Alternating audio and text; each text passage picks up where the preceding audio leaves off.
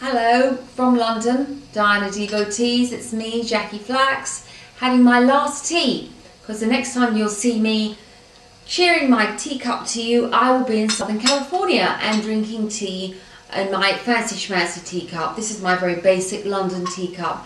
Well, we've been here for 3 months. I don't know where 3 months have gone. It's been like zap. I mean, I've got to be quick. So let's go over the highlights of my trip.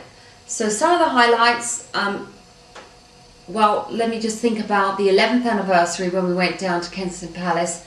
That definitely was a highlight, and I don't think that I said enough on the tape about that it really looked like in the morning it was the end of the world. I mean, it was a thunderstorm and everybody phoned me, the people that were coming with me were all phoning and saying, we're not going, we're not going, we're not going, and they're not young people. So I'm like, well, we are going. I said, if it's bad, I won't make you get out the car. That's basically how it was. I said to Mum and to Pete, you stay in the car and I will do it. But anyway, the sun came out and it was a fab day, and then it took me forever to upload it. And thanks to Diana, I actually did. And then the sun came out about 4, and it was a great day. So that was one great highlight of my trip. And now I'm committed. I'm going to do it on the 12th anniversary as well. So that's a year. You've got a year to A, meet me, or B, email me so that we can be there together and look at the posters together and the poems and the pictures, and be lovely. Okay, so that was one of my highlights. My other highlight obviously was going to see Althorpe, which was a gift from one of my subscribers. So here's Althorpe. Very, very interesting trip. Lovely day that day. Was absolutely perfect. It was sort of like beautiful. It wasn't hot and it wasn't cold. It was wonderful weather. You can't even really see because my cameraman's walked off and is sitting down, so there's no zooming in here with this brochure. But I am going to take it home, and maybe Alexandra will give you a better taste of what it was like. Beautiful house.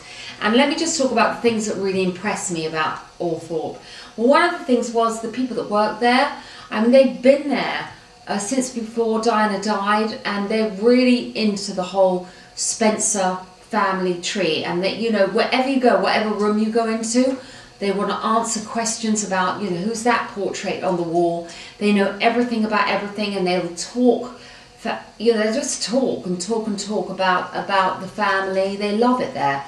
So that really impressed me. And then the driver who took us from the gate he was there when the coffin came back, and he said it was just a horrendous day, which you can imagine it was. Anyway, and Charles Spencer is there, but of course he wasn't there when I was there, but he practically is there every day, and he's signing books and he's chatting to everybody. Very hands-on person, very, got that sort of like Spencer style about him, very inclusive personality, and everybody feels like he's their big mate. So that was really nice. The other thing that really impressed me about Althorpe was, just the lineage. I mean, it was incredible. That Diana was descended from Stuarts and Spencers and Churchills, and I'm thinking, why do we only know about this now that she's gone? Why didn't we know about this from the beginning? And of course we wouldn't know about it because Charles's ancestry, well, that was like Saxe-Coburg, and I'm bringing a book back called The Saxe-Coburg Conspiracy, of nothing but a bunch of crooks and adulterers. They are the Munsters in Buckingham Palace, or like they like to be called the Windsors. I like to call them the Munsters. Anyway, and the other thing that was very interesting about Althorpe, just before the film The Duchess came out, and that was Diana's great aunt.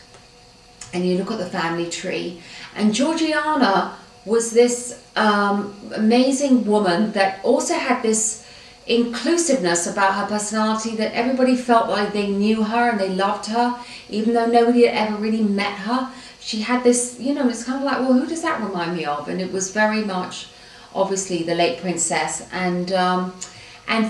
I did buy the book, The Duchess. It's not a kind of fairy tale. It's not like an easy read because it's quoting from history, and you have letters from Georgianna and the papers, and so it's kind of a tough. Oh, she's on the front cover, isn't she? That's her.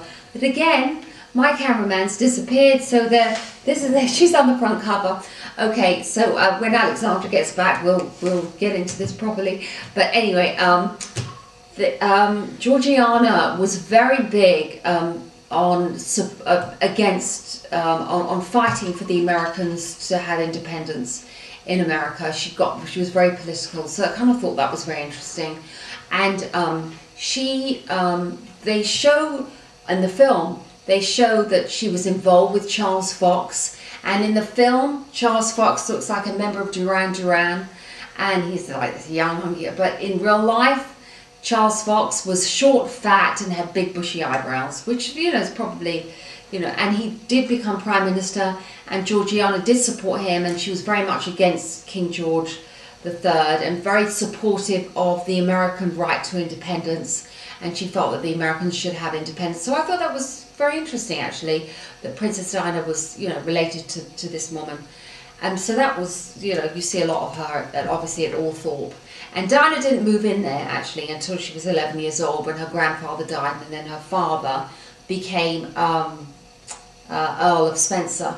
And of course, you know that one of Diana's biggest fans, me, didn't know where she came from and thought she was brought up in Nottingham, not Northampton. I know, and I admit that, complete twit. Okay, the other big highlight of my trip, Althorpe, the Kensington, the KP, and starting this other channel, Crazy Chicks. Now, I don't know if you've been there, but if you haven't, it'll be really fun if you'd like to check it out. You spell it CrazeeChix, and yeah, we do a lot of funny stuff. We're working on a lot of different crazy women. So it's not just Camilla or Anna Nicole, which obviously is on my Jactress channel, but we have Tatiana, and we have Heather Mills is on it, and Anna Nicole shows up a couple of times, obviously, and so we have our Russian women, and who else is there? Anyway, so it's a big, what's that? Fairies. Yes, the fairies are fucking funny. They really are, but you know, no one's really got about 19 clicks, I think, so far, but no, they are fucking funny.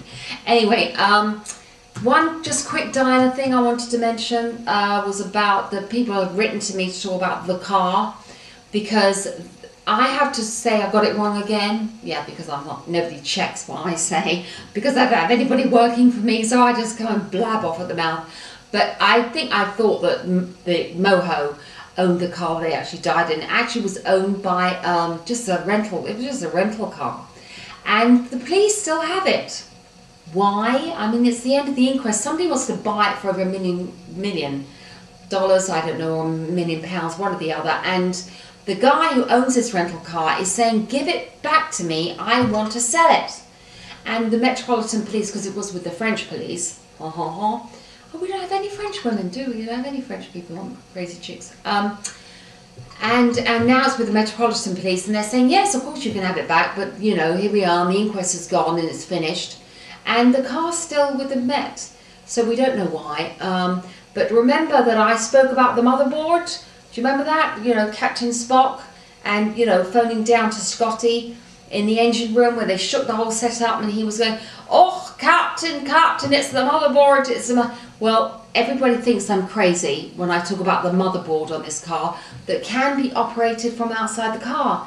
And I know that people are not interested in buying that part of the car, and it's probably been destroyed, but I think it's important. Anyway, so I was going to say one other thing. Oh yes, the people, I'll talk about that when I go home, when I'm with Alexandra. When I've got not somebody standing behind the camera going like this to me, because she thinks I'm nut job with my conspiracy theories, but I know what I know, and I know, oh yes, this is one thing I did want to say, just one final thing. Somebody wrote to me about the inquest, one of my subscribers, Trillian, and said that Diana had been assassinated twice, once in the tunnel and the second time at the inquest. And I agree. I thought she nailed it, and I thought that was very, very accurate, that she had suffered 2 forms of assassination. Anyway, but not on this channel, and not with any of my subscribers. We don't assassinate her, and we still believe that she was murdered. And cheers, and I'll see you, and we'll have tea together in sunny California. Cheers.